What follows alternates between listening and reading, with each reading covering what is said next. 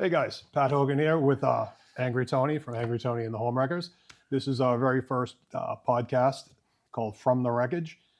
We're going to be taking a little trip down memory lane about bars and venues in Marlboro and hijinks and characters, and all that good stuff. So welcome you along for the ride. Hope you enjoy it. As I said, this is Angry Tony. Hello, Patrick. I'd like to get this thing started by, I think it makes sense, Stone, to start with where did you come from? Not like from outer space, but what brought you to Marlboro, and like how did you and I connect, and how does that lead to the band? That's a lot of questions. That's a big space to fill, Patrick. It certainly is. But it's a dearth of information. Yes, a 10-cent word, but just out of the gate. Thank you. Okay, I'm going to multiply. All right. Okay. It was pretty fortunate on my part because I'd gone all my life without crossing paths with you, Patrick. and we were at a. Should we say we were at school? Well, I think we can tell the real story. But obviously, I think most people who listen to this are going to be our friends, so they're aware that we both did work as police officers. Yes, for the last 30 years. And we met, and after I think it was after graduation, we were. I was living in Boston at the time. Whoa. Yeah. We actually met. Yes. Day one of the police academy. Yes, we did. I think it'd be remiss not to mention. Yeah. We had the other officer, the Leopard, was with us, Steve Lupien. Oh, yes. In my Mr. car. Lupien, yes. And I think we were parked right next to you. Am I right about that? Or within close proximity? Yeah. And as we got called to come out, I will forever remember you as the guy. I screwed up too. The last thing said to me before I left to go to the academy was just blend in. And we did anything but. Yeah. I remember you had the rubber bat on my dashboard. On your dash. Yeah. I still have that. And you had to feed that. Yes. Now my car wouldn't lock. Yeah. So the alarm kept going off and I had to continually set the alarm off and scream, my car's making the noise. Yeah. And then Lupien had the bad fortune of giggling and they made him laugh for the rest of the day. He couldn't stop laughing. Right. So those are the circumstances under which it's a loose I became aware of you. Yeah, you came aware of me, and then you sat behind me. Did I? Yeah, you were in my squad. Remember? Well, you were the squad leader. Yeah, that's right, Patrick. It's all coming back now, right? It's funny how it's like shaking the puzzle. It'll triggers fall loose. So after many ridiculous weeks at the academy, we had became out of necessity and survival good friends with each other, and just like everyone else in our class. And I was living in Boston at the time, and it was an opportunity came to move out here, and you guys basically were selling me a bill of goods. Did we talk you into that? Oh yeah. You don't remember that?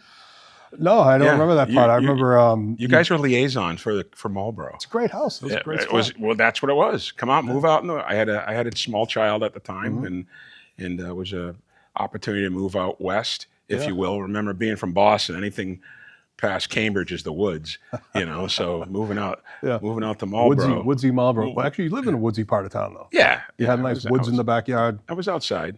Outside. And it was nice. And getting here wasn't a problem. And although I was told that I could move here, but I would never get my ghetto card to Marlboro. So how long have you lived in Marlboro? Has it been 30 years? Right now, I've been in Marlboro for 26 years. I have to get Lindsay on the phone and see Lindsay at the MEDC if we can get you a townie card. She might approve that. Thank you. At this point. Thank you. I'm known and I know enough of the locals, so I think hopefully. Well, you recognize the price drop, huh? Oh yeah. From your musical abilities. That's for real. So I think at the time, we were living across town from each other, but that's when we built that bar in my first house I bought.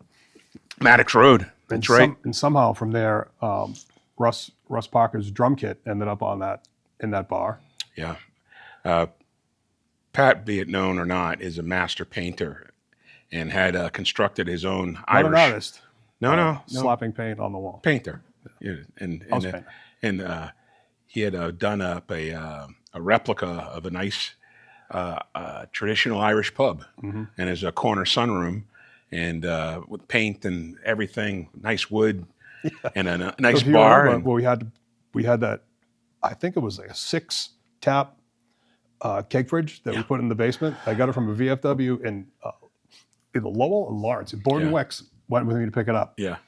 And we got it back. My doors were just offset enough from the back door into the basement that I had to rip open like the whole wall.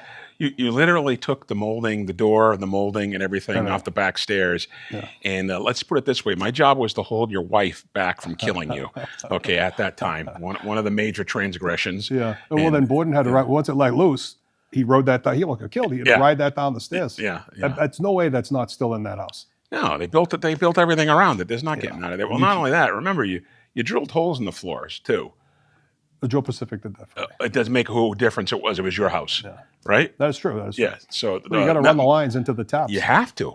What are you going to do? Walk down the stairs with a pint glass? So you go. It's a legitimate bar. Yeah. So you had your Guinness and your alternatives on there, and I was a novice. I had Budweiser was my it was a whole new major world. experience, and I remember having my first Guinness, and I got yelled at because who knows you have to drink it a special way. Well, that was in the academy. And it was out of a can. So I we don't were in know. Middleborough. My whole idea was you have a cold beer, you crack the top, and you proceed to put it in your mouth. But no, that's not. Who knew? Project. I didn't put a straw in it or anything. It was just. So I didn't decant it properly, right? Well, it comes with all instructions right on the side of the can. I don't know how you missed it. Who the hell reads a beer can for how to pour or drink a beer? Beer drinkers like to know. There you go. So, but we're going back. Now, when you come back to the band starting. Yes. Well, hang on now. The thing is that it was about drinking Guinness, okay? Yeah. We were there drinking Guinness. That was a 2-tap system. At that time, we were it was doing 2. black and tans. Yes, yes, and which I enjoyed. And drinking Guinness was its own new challenge. And now I get a pint glasses. And you introduced me to Russ Parker, who was there and happened to have his drum kit for some reason. Yeah, I don't know. I still don't know how that. I don't know either, but it was on a riser in the back. Yeah. And maybe after 8, 10 beers, maybe at least. Yeah. Yeah. And everyone, the liquid courage, as we would call it. Yeah. And willing to do anything, any feats of strength. Oh, here you go. Here's a harmonica. Here's a harmonica, right? Which was covered in speckles of paint. I want to say it was something you put in your mouth. You would like it to be yours, and you would like it to be clean, and it was anything but that. Yeah. And you handed me this dust-covered container with paint speckles over it, and underneath when I was painting. See, that's obviously, and it got the roller spray on the. Who paints with a harmonica?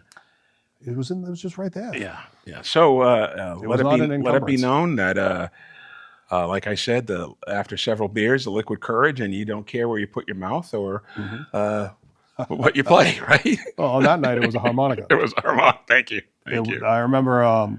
So that's what led us to venturing out into the world. Well, after. Geez, there's so many steps between there. There's a lot of steps.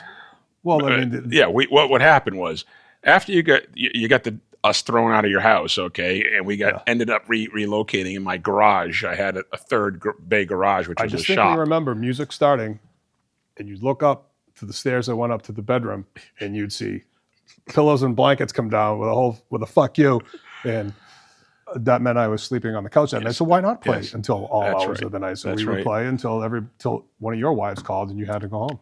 One of my wives. Not you. I mean, you and Russ or whoever else happened to be there in this mix at the time. And that inevitably led to moving the practice space to your house. Yes, which was in a much more secluded, wooded location. Yet we terrorized my neighbors as well. And we bought that new PA system too. And we practiced with the garage door open. So it was like one big speaker blasting most of that neighborhood. We were having fun. Yeah, it was a good time. And that's the whole seed right there. We were having fun, enjoying what we were doing with absolutely no cognizant skill set whatsoever other than that. It sounds like that tune.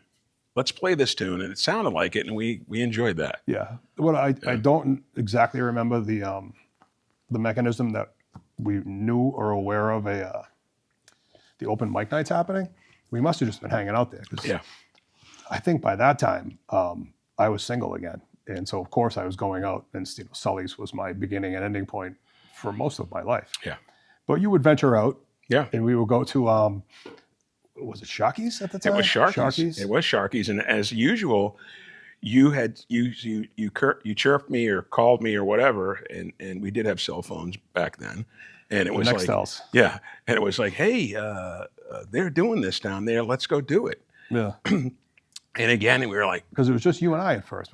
Did Russ come with us right away? Yeah, Russ didn't come down there at first, but it was sort of like, what? Let's play out. Yeah. I don't think it's sort of like, whoa. We were never intending that at all. Yeah. So the Sharky's, that it used to be, it was Pizzeria Uno. My sister used to work there. Before that, it was like the chicken or the egg. And Todd Flanders used to work there. So I remember going to chicken or the egg, and after Sully's would close, most people would go to Boogaloo's, and we'd end up at chicken or the egg because Flanders had the keys and he'd be making us food in 3 o'clock in the morning.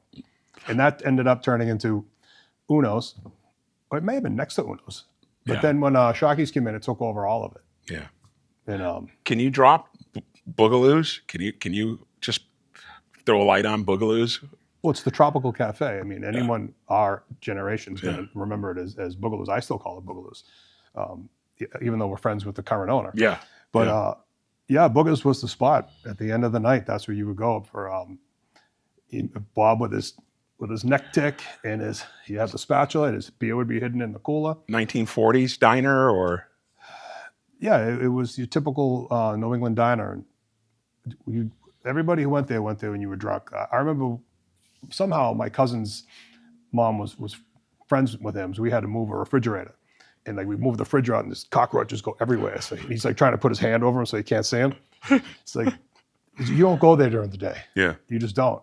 And we had a group at the time, a little bit rambunctious, and like a friend of ours, Joe Montero, Hosey from Hudson, used to get kicked out. It was like the boys club for him. Yeah. 2 weeks, you had a fight. You can't come back for 2 weeks. Booger would kick him out. 2 weeks later, he'd come back and everything would be groovy. No, there'd be another fight. He'd be kicked out for another week, but it was the place. Fries and gravy. Actually, Double T's, I'm assuming everybody knows this, but Double T's has a little homage to Boogers with fries and gravy on the menu.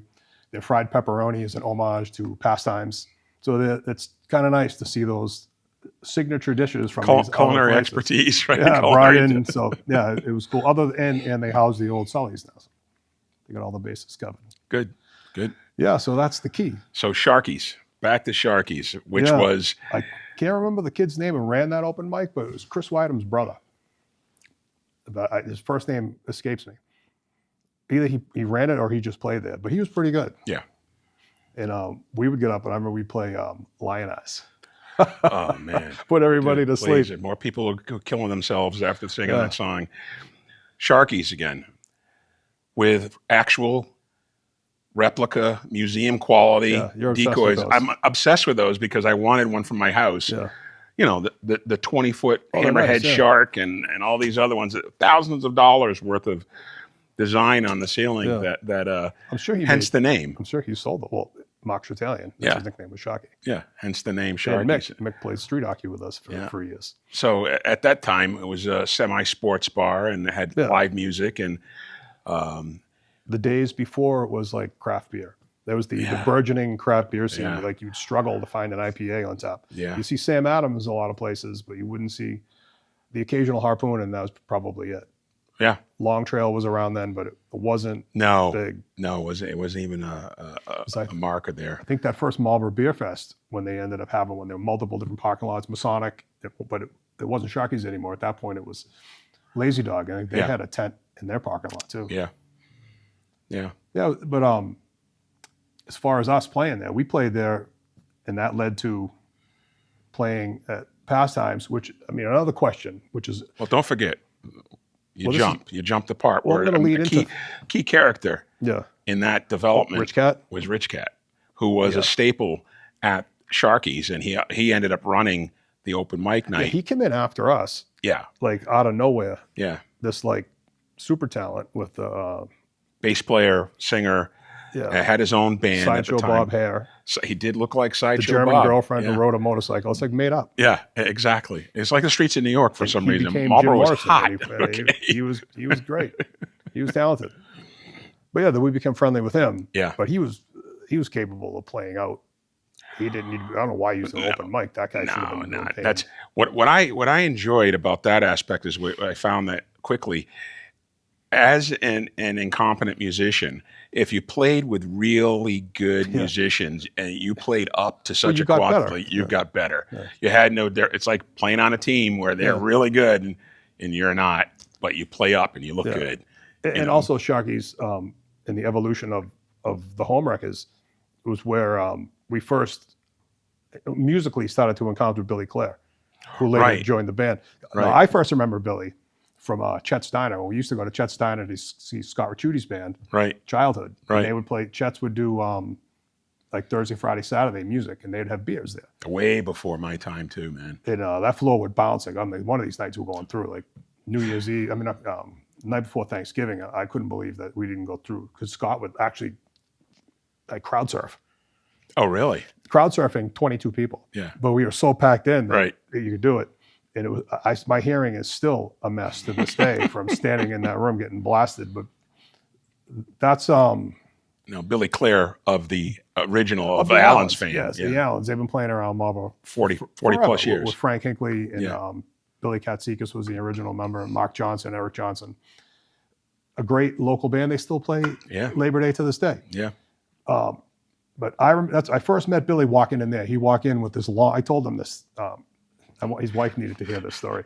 That with the long leather duster. Yeah. And he'd have his guitar case, and we're just like, oh no, Scott's going to invite this guy up there, and he would. He'd get up and he'd play whatever song, and then I didn't see him again for years, unless you'd see the Allens. You go, I know that guy, but I don't know that guy. So when he would appear at Sharky's, I'm like, I recognize that's Billy from the Allens, and I know because he goes to see Scott. So this is like 2001, I think. Scott was playing at the Above Club in Worcester, so I went up there. A bunch of us went, and Scott knew I was playing the guitar, and so he invited me up to play a couple songs with him and Greg. And Billy was there. I didn't realize he was recording it. And like the next day, at this point, I was not on Mac Schroeder anymore. I was living with Lupian. And Billy come over and goes, "Hey, I recorded that last night," and handed me a CD. So I didn't know that. I'm like, I didn't know that you were there. I didn't know that you knew where I lived. And this is awesome. Thank you. I said, hey, we're playing. It must have been before Thursday. Like, we're doing open mic. You should come play with us. And he did. Right. And so then I don't know. Well, let me add a little color to that right there, because I remember seeing we were playing at Sharky's, just hacking up, swinging our bag of cats around, and having a great time. And I looked down the aisle, which was the center aisle to get on the stage there, and there was Billy Clare sitting at the end, staring the lights out of us because we were obviously having a great time, and it sounded not that great. And, it wasn't good. And I want to put that in perspective, because that's what happens. You sound imperfect, and you work up to a perfection that you never get to. Well, he was a professional musician. I mean, he played with Johnny A. That'll be it. He's watching us, and how he doesn't understand how the hell are we having such a great time, and sounded so bad. Yeah. But there we were, and in such a way, we were sitting there, we were enjoying it. And I think that sort of opened it up, because he was in between hiatus with the Allens. They were playing, they weren't playing, or whatever. Well, they weren't playing enough, I don't think. Right.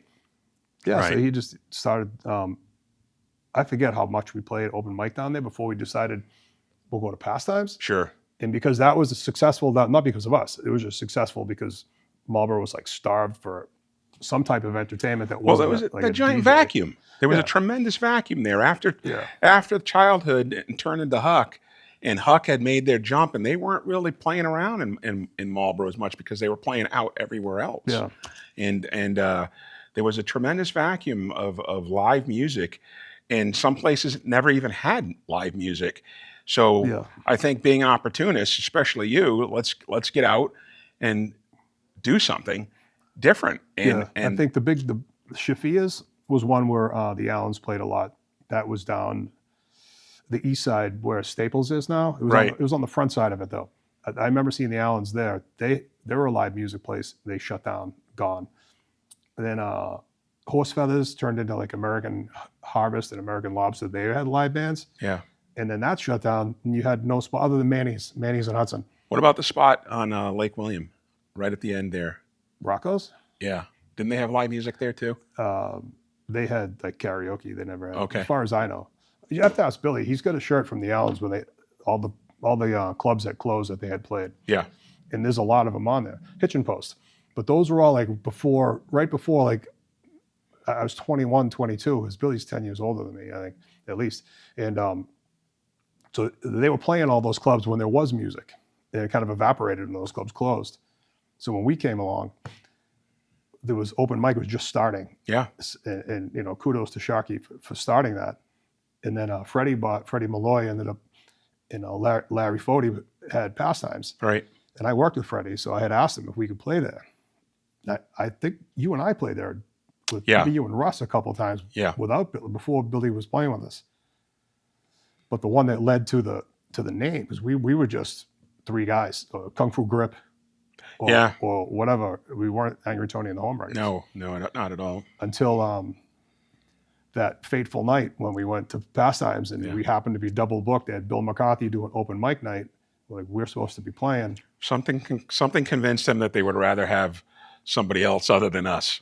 I don't know what. Well, then somehow, I mean, and that's where your moniker came from, if I'm not mistaken. Yeah. Because you were not Angry Tony up until that night. Yeah. I was just disappointed. That didn't really fit the T-shirt. Yeah. No, disappointed Tony. Because anyway, so we went back to Sully's. This is when Sully's used to have placemats. It used to be fancy. Placemats on the table. Placemats on the table. And Billy flipped that placemat over, and he was just Billy being an itinerant artist. He's always had a marker with him, and he started doodling. In a Sharpie, he draws the logo, with the sad face because you were angry, and I had just ruined a marriage. So Homewreckers sounds like a good name. Well, it wasn't just me. No, you helped with our constant music playing. That right there. Plus, someone had asked us to play a birthday party. I don't remember this story. Yeah, someone had asked us to play a house party. Yeah, I don't think any of that's true. I was just like, oh, what do you mean? I just made this up? I think you did. Okay, great. Well, let me Disney it for you, okay? Yeah, well, I think it's what you're doing right now. Let me Disney it for you. And we were going to play this party. Whose party is this? How do I know? It was 20 years ago, man. Well, you can't. A lot of brain cells passing between that too. Well, all right. How about this? Someone's going to have to break the tie. Poof! It happened. No, it did happen, but yeah, it's more likely that my version is correct. You know what? More likely than not. Yeah, maybe. I know you told that story once before, and that's right. I question that. If I told it once, then it's the truth. Now you sound like the leopard. Okay. Okay, there you go. I don't think that's true. Moving along. We had that logo made. Right. You mean the logo that's on the back here? No, this is a different one. This is the good, the bad, and the angry. Oh, gotcha. So we asked Ricky. We were supposed to play over there. It got double booked. Can we just play here? And he like looks at me like, yeah. I'm like tomorrow? Because this was a Friday night. And there were crickets going on at Sully's at that time. And he's like, okay. He goes, well, we can like move this table. I'm like, yeah, that's all we need. We don't need any more room than that. It's just the three of us. He's like, all right, just for a bar tab. I want to say money. I want to say 5 by 5 square. We'll pack the place and I'll give you a T-shirt. Yeah, T-shirts weren't even made yet. No. In that place on Main Street, I forget what it is now, right next to City Hall, they did like 12 T-shirts for me like that morning, and first one went to Rick. But hey, thanks to Ricky for doing that because that's right. It really was. He opened it up for us. He opened it awesome, up. Yeah. So our quasi residency between there. Well, actually, it was there. For me, it was there for the next 8 years or so. I just didn't leave. I was a fixture, which was pretty funny.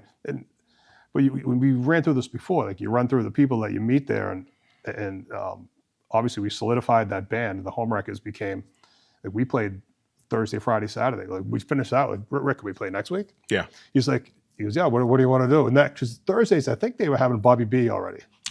Yeah, he was spinning tunes. So Bobby B was doing his thing, carrying back in the day when this is after LPs, but he carried in crates, luggage of CDs.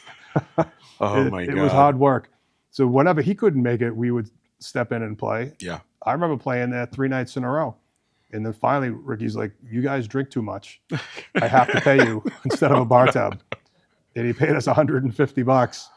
Oh, we were eating meals there too. I don't think he knew that part. Yeah. I think that was Billy Barnett was doing that for us. Well, you know what? I made a point of it because at the time, it was a really, really good pub. Really good pub. Oh, the food was great. great. Great. Beat it, yeah. Yeah, great bargain, and 10-cent chicken wings, and just a great spot.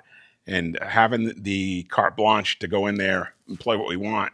Eventually, we graduated. We actually were the first band to bring brass instruments and had some horns in there.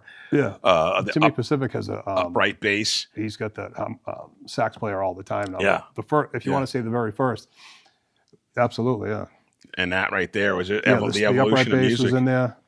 Rich Cat played his gut string Mexican bass in there. That's right. And we've probably St. Patrick's Day we had there. That was a standing gig. With it was when we all played. When Johnny Brazel, when he was 18 years old at the bar watching us play with his dad, and his dad's like, "Can he play here? He's not old enough to drink." And Ricky let him play. And that kid's in Nashville now, playing in Nashville. That's right. A professional musician. That's right. Standing gig all summer at Block Island. And you mentioned Pacific too. I mean, what a great musician individually as well as his bands. He's got a couple of bands that he runs here, and I mean, he used to borrow our PA from us, right? And I ended up getting tired of people asking me for the PA for Sully's, so I bought one for Sully's. It was one of the cheap ones you'd get at Guitar Center on one of the holiday weekends. Right. So I go, "Ricky, this is for the bar. If anyone needs one, it's here." And of course, he lets someone else use it, and it ends up in a pool somewhere at a house party. At a house party, he's like, "Hey, first of all, it wasn't mine. I donated that to you. Yeah, so I'm not donating another one. That's still at the bottom of the pool. It can stay there." Yeah, and Ricky was notorious too for pinching a penny, So yeah. It's like most business owners trying to make you dime out of a nickel, and there you go. And, it was nice to see, because then once Scott found out we were getting paid down there, he's like, "I can just roll down the bottom of the hill and instead of driving to Worcester every night." That was the thing. It was that we realized that musicians, we were doing it for free for bar tabs, and we realized that other musicians had parlayed a better deal where they were actually getting money. And these were token gestures. This wasn't. If you looked at our bar tab, that one St. Patrick's Day, I had 17 Guinness and a hamburger. It's legendary. There you go. Legendary stuff. Legendary stuff. Now with my tab, I'm sure other people bought me beers. Yeah. But that was a noontime till last call, because we played and then DJed at the end. So I want to make sure that people know that you lived walking distance from the bar at the time. As the older I've gotten, the closer I moved to. Even now, Sully's is gone. I think I still have moved closer and closer with each move. Yeah. And I actually married Sullivan. Look at that. There you go. You finally made the gold. Yeah. That's it, man. Yeah. Isn't that something? I just love the fact that playing consistently, and I think practicing before a show was common. We would practice before a show, but it got to a point. Well, we used to. Yeah. We played the same songs for 20 years. We won't practice anymore. There you go. You don't have to. And it was also, we were pretty matter of fact about it. We weren't looking to be, creative singer-songwriters. It was other people's music. Yeah. And that was it. Let it be known. You're going to hear, It's cover band. Yeah. And I always used to say too, we took so many requests, we just never played them. Yeah. We take them all. We take them all. We take all requests. Well, that's Billy loves to say that. We'll take all the requests. But yeah. We'll get him in here on our next podcast. So yeah. That'll fill in some of the blanks. But getting back to how we first got together, because we were like the actual two founding members of the Homewreckers. Yeah. So it's interesting in the fact that had we not been at the same police academy, and then you had to feed that plastic bat and all the other bullshit that happened, like the kismet that takes place for two fellas to get together. Absolutely.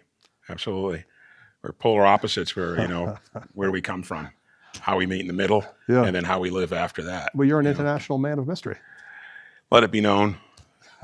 I don't know if anybody knows that you can breathe underwater, you can turn it to mist. That's been said. That's been said. It's been said. It's true. Yeah. Now, when did you live in Brazil? When I was a kid. Yeah. When I was a kid, much younger. No, several other lives. I know we've done about a half an hour now, so I don't want to bore anybody with our Brazil stories. Yeah, but before we wrap up, okay?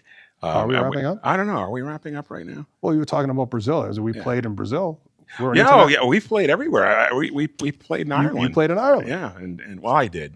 Yeah. I was the only one able to carry a box of harmonicas with me.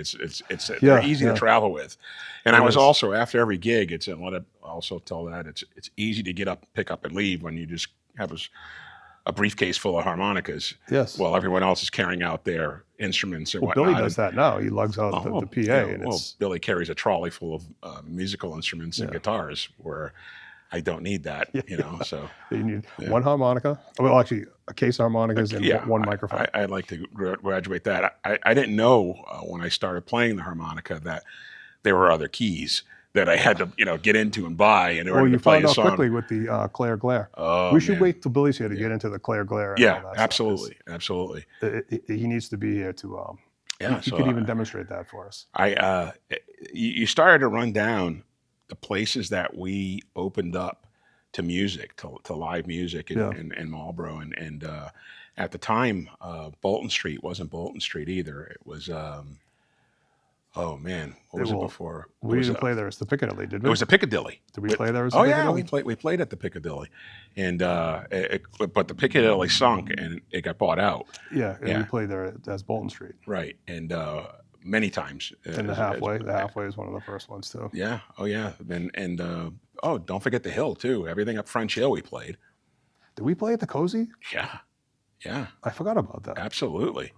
And well, the one on the other end of town too. Pastime. I mean, not Pastime. Is the Prospector too. Yeah, there was on the internet today. I saw there was someone was posting about the old bars in the 80s and 90s.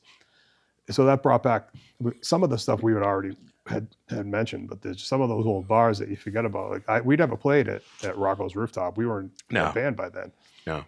But I mean, they had they only had karaoke in there. But as you move out further west, the West Ender, we played at the West Ender. Yeah, that's right. We had a great show at the West Ender. I remember that. Yeah, I remember that. And we had some guests, and there was a charity. That's another thing for us too. Yeah. We were known for playing any charity, any event.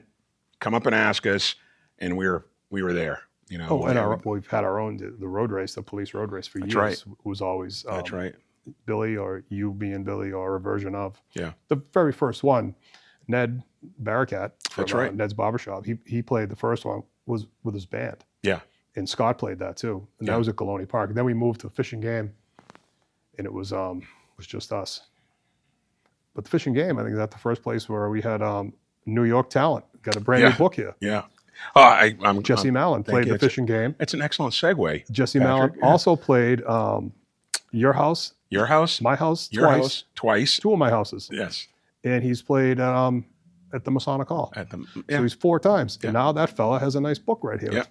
Yeah. This is Almost Grown. It just came out on the 6th, which is a couple of days ago, by a good friend of ours and a fellow musician and superior artist and an all-around good agent fella. Provocateur now. He's all over. He's got a play, Silver Manhattan, on off-Broadway right now, and this is his book that came out, Almost Grown. It's a memoir. Do you want to put that up here on the desk, Tom, so the camera can get a good shot of that? Thank you. Yes, let's do that for Jesse. He would do that for us. Yeah. He's always been one to help us out if we need something. So. Yeah, and he's been a great guy, and hopefully this moves well, and looking for a bestseller, hopefully, and hopefully his play moves off Broadway onto the stage, as it were. Wouldn't that be nice? It would be nice. It'd be terrific. So I don't have an actual bell, but we're going to ring our last call bell here. So yes, if we do this again, maybe we can get a bell. Right. But our last. Thank you. I heard that. I heard it all back there. So our last call segment, I like to discuss the best beers of the week. Yes. So I'm going to go back to Mass Beer Week, was at the beginning of March. And 2 of my favorite breweries collaborated, which was Startline and Cold Harbor. And they come out, I'm not going to tell you where I found it because I don't want anyone to go there because there still might be some left. But this past Easter weekend, I found some 4-packs of it. I thought it was gone forever. So I got 2 and I should have bought it all. But trying to be a responsible adult, I only bought 2. There you go. But it's called Hazy Neighbors, and it's fantastic, and it's by 2 great local breweries, and that's my favorite beer of the week, Tom. Well, unfortunately, Pat, I have to live vicariously through you, so I appreciate you sharing that with me because That's why I do that, kid. I don't drink anymore, but I definitely going to appreciate your talent. I know the vicariousness goes all the way back to the beginning of the band. Absolutely. So when I moved to Allen Court, Yeah. and then we had the hot tub installed, and you were a happily married man and would finish the show and have to go home. Yes, thank you. And the whole bar at Sully's would come back to my house. Yes. And then hijinks would ensue, and I would call you the next day, Yes. and you would have to live vicariously through the other band members. This is true, and I just want to say, as much as you're giving a mark to the beer of the month, the beer of the week, I want to say hello to my wife, and I love her so much. But she was great. I can't believe she let you go to Brazil Absolutely. with me all the time. That's right. 31 years, brother. Yeah. Okay. Yeah, she's a special woman. Thank you very much. And again, Jesse Mallon, Almost Grown, just dropped on the 6th. Please go out, venture out. It's online, Amazon, and your finest booksellers. All right. Well, I think that's going to wrap it up for our very first one. Thank you guys for sticking around. If you made it to the end, we appreciate that. We're probably going to do this again soon. This time we kind of tiptoed into the water. Next time, maybe Full plunge. Full plunge, you know, all the stories, all the names, all the craziness. We'll see. I still have to work details, so I can't get too specific. Yeah. Thank you. Thank you guys for sticking around. Hopefully we'll see you soon. For Angry Tony, I'm Pat Hogan, and this is From the Wreckage. Thanks again. I've got an ocean. It's love, it's life.